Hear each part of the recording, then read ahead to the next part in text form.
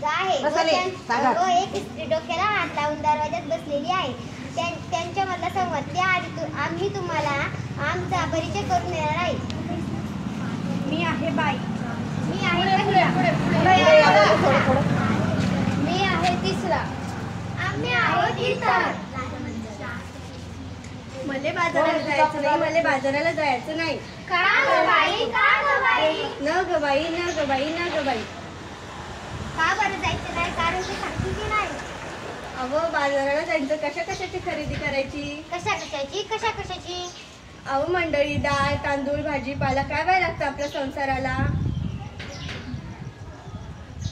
त्यात काय अवघड. सगळं आता प्लास्टिकच्या पिशवीत तर देतात. तेच तर मोठं घोटाळा हाय. कसा काय? कॅरी बॅग भरून आणावी, वस्तू ओतून डब्यात भरावी आणि कॅरी बॅग फेकून द्यावी म्हणजे झालं. त्या कॅरी बॅगी समध्या गटरीत अडकतात, समध्या नाल्यात तुंबट भरतात, सांडपाणी येते दारावर. म्हणून म्हणते मले बाजाराला जायचं नाही. मले बाजाराला जायचं नाही. अहो माझी हरी दुधाची म्हैस. काय आता तिला काय झालं? अहो माझी हरी मला सोडून गेली. कुठे? जंगलात की अरण्यात? नाही हो, ती मरून गेली. का नाही गेली? कशा पायी गेली तुझी हरी? का नाही तू रडगाणी? का नाही गेली औषध पाणी? अहो तिनं चाऱ्यात प्लास्टिकची थैली तिनं चाऱ्यातच चरगळली म्हणून तिचं मरण ओढावलं. तिचं बेचारं रडलं. दुधा वाचून त्या लेकराचं आडलं म्हणून माझं मन खूप तडफडलं. काय म्हणते? सजीवांना वाचवायचं सरकारांनी केलाय कायदा. प्लास्टिक वापरायचा केलाय वायदा.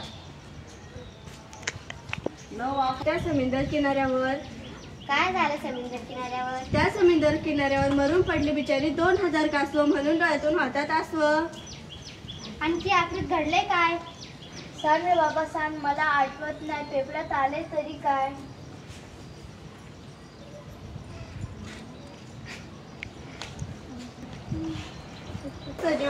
प्लास्टिक हेच आहे कारण सजीवांचं ओढतंय वरण. म्हणून म्हणते मले बाजाराला जायचं नाही. मले बाजाराला जायचं नाही.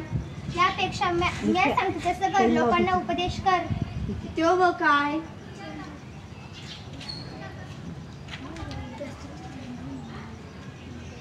जायचं नाही. आता तरी होय पर मी कॅरी बॅगची थैली हातात धरणार नाही. चल मला बाजाराला जायचं हाय. मला बाजाराला जायचं हाय. चला बाजाराला. कागद कपड्याचा वापरा. प्लास्टिक नको. प्लास्टिकचा कचरा होत नाही त्याचा निचरा. अर्थतेने सांगते वसुंधरा, कागद कपड्याचा वापरा. हा संदेश मिळाला की कागद कपड्याचा वापरा. प्लास्टिकचा नको.